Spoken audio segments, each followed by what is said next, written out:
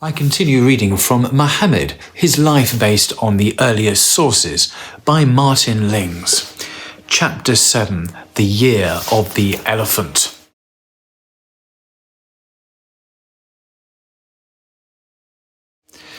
At that time, Yemen was under the rule of Abyssinia, and an Abyssinian named Abraha was vice-regent. He built a magnificent cathedral in Sana'a, hoping thereby to make it supersede Mecca as the great place of pilgrimage for all Arabia.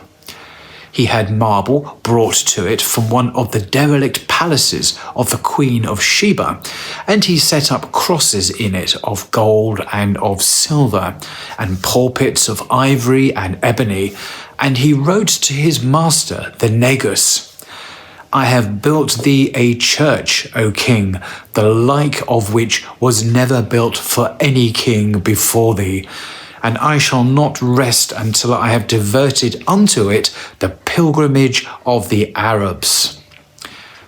Nor did he make any secret of his intention, and great was the anger of the tribes throughout Hijaz and Najd. Finally, a man of Kinana, a tribe akin to Quraysh, went to Sana'a for the deliberate purpose of defiling the church, which he did one night and then returned safely to his people. When Abraha heard of this, he vowed that in revenge he would raze the Kaaba to the ground. And having made his preparations, he set off to Mecca with a large army, in the van of which he placed an elephant. Some of the Arab tribes north of Sana'a attempted to bar his way, but the Abyssinians put them to flight and captured their leader, Nufail, of the tribe of Katham. By way of ransom for his life, he offered to act as guide. When the army reached Ta'if, the men of Thaqif came out to meet them, afraid that Abraha might destroy their temple of Alat in mistake for the Kaaba. They hastened to point out to him that he had not yet reached his goal, and they offered him a guide for the remainder of his march. Although he already had Nufail, he accepted their offer, but the man died on the way, about 2 miles from Mecca, at a place called Mukhamis, and they buried him. Afterwards, the Arabs took to stoning his grave, and the people who live there still stone it to this day. Abraha halted at Mukhamis and sent on a detachment of horse to the outskirts of Mecca. They took what they could on the way and sent back their plunder to Abraha, including 200 camels, which were the property of Abd al-Muttalib. Quraysh and other neighboring tribes held a council of war and decided that it was useless to try to resist the enemy. Meanwhile, Abraha sent a messenger to Mecca, bidding him to ask for the chief man there. He was to tell him that they had not come to fight, but only to destroy the temple, and if he wished to avoid all bloodshed, he must come to the Abyssinian camp. There had been no official chief of Quraysh since the time when their privileges and responsibilities had been divided between the houses of Abd al-Dar and Abu Manaf. But most people had their opinion as to which of the chiefs of the clans was in fact, if not by right, the leading man of Mecca. And on this occasion, the messenger was directed to the house of Abd al-Muttalib, who, together with one of his sons, went back with the messenger to the camp. When Abraha saw him, he was so impressed by his appearance that he rose from his royal seat to greet him and then sat beside him on the carpet, telling his interpreter to inquire if he had a favor to ask.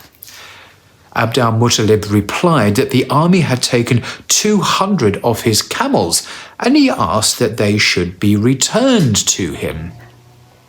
Abraha was somewhat surprised at this request and said that he was disappointed in him, that he should be thinking of his camels rather than his religion, which they now had come to destroy. Abdal-Muttalib replied, "I am the Lord of the camels, and the temple likewise hath a Lord who will defend it." "He cannot defend it against me," said Abraha. "We shall see," said Abdal-Muttalib. "But give me my camels." And Abraha gave orders for the camels to be returned. Abdal-Muttalib returned to Quraysh and advised them to withdraw to the hills above the town. Then he sent with some of his family and others to the sanctuary. They stood beside him, praying to God for his help against Abraha and his army. And he himself took hold of the metal ring in the middle of the Kaaba door and said, "O God, thy slave protecteth his house. Protect thou thy house." Having thus prayed, he went with the others to join the rest of Quraysh in the hills at points where they could see what took place in the valley below. The next morning, Abraha made ready to march into the town, intending to destroy the Kaaba, and then return to Sana'a by the same way they had come. The elephant, richly caparisoned, was led into the front of the army, which was already drawn up. And when the mighty animal reached his position, his keeper, Unais, turned him the same way as the troops were turned, that is, towards Mecca. But Nufail, the reluctant guide, had marched most of the way in the van of the army with Unais, and he had learned from him some of the words of command which the elephant understood. And while the head of Unais was turned to watch for the signal to advance, Nufail took hold of the great ear and conveyed into it a subdued but intense imperative to kneel. Thereupon, to the surprise and dismay of Abraha and the troops, the elephant slowly and deliberately knelt himself down to the ground.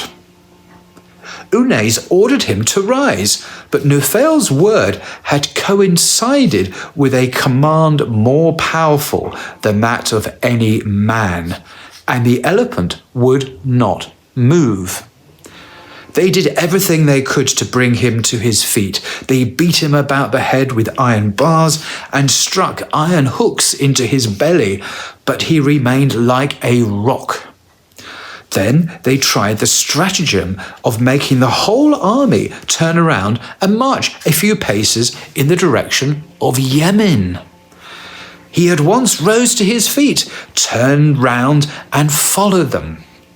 Hopefully they turned round again, and he also turned, but no sooner was he facing Mecca than again he knelt. This was the clearest of portents not to move one step further forward, but Abraha was blinded by his ambition for the sanctuary he had built and by his determination to destroy its great rival. If they had turned back then, perhaps they would all have escaped disaster. But suddenly it was too late. The western sky grew black, and a strange sound was heard. Its volume increased as a great wave of darkness swept upon them from the direction of the sea. And the air above their heads, as high as they could see, was full of birds. Survivors said that they flew with a flight like that of swifts, and each bird had 3 pebbles the size of dried peas, one in its beak and one between the claws of each foot. They swooped to and fro over the ranks, pelting as they swooped, and the pebbles were so hard and launched with such velocity that they pierced even coats of mail. Every stone found its mark and killed its man, for as soon as a body was struck, its flesh began to rot, quickly in some cases, more gradually in others. Not everyone was hit, and amongst those spared were Unays and the elephant, but all were terror-stricken. A few remained in the Hijaz and earned a living by shepherding and other work. But the main part of the army returned in disorder to Sana'a. Many died by the wayside, and many others, Abraha included, died soon after their return. As to Nufail, he had slipped away from the army whilst all attention was concentrated on the elephant, and he made his way unscathed to the hills above Mecca. After that day, Quraysh were called by the Arabs the people of God, and they were held in even greater respect than before because God had answered their prayers and saved the Kaaba from destruction. They are still honoured, but rather on account of a second event, no doubt not unconnected with the first, which took place in the same year of the elephant. Abd Allah, the son of Abd al-Muttalib, was not in Mecca at the time of the miracle of the birds. He had gone for trade to Palestine and Syria with one of the caravans, and on his way home he had lodged with his grandmother's family in Yathrib, and there he had fallen ill. The caravan went on without him to Mecca, and when it brought the news of his illness, Abd al-Muttalib sent Harith to accompany his brother home as soon as he should be well enough to travel. But when Harith arrived at the house of his Yathrib cousins, they answered his greetings with commiserations, and he knew at once that his brother was dead. There was great grief in Mecca when Harith returned. Amina's one consolation was the unborn child of her dead husband, and her solace increased as the time of her delivery drew near. She was conscious of a light within her, and one day it shone forth from her so intensely that she could see the castles of Bostra in Syria. And she heard a voice say to her, "Thou carriest in thy womb the Lord of this people, and when he is born, say, I place him beneath the protection of the One, from the evil of every envier. Then name him Muhammad." Some weeks later, the child was born. Amina was in the home of her uncle, and she sent word to Abd al-Muttalib asking him to come to see his grandson. He took the boy in his arms and carried him to the sanctuary and into the holy house, where he prayed a prayer of thanksgiving to God for this gift. Then he brought him home once more to his mother, but on the way he showed him to his own household. He himself was shortly to have another son by Amina's cousin Hala. At the moment his youngest son was the 3-year-old Abbas, who now met him at the door of his house. "This is thy brother, kiss him," he said, holding out to him the newborn babe, and Abbas kissed him. An amazing story. That's chapter 7, the year of the elephant. Till next time.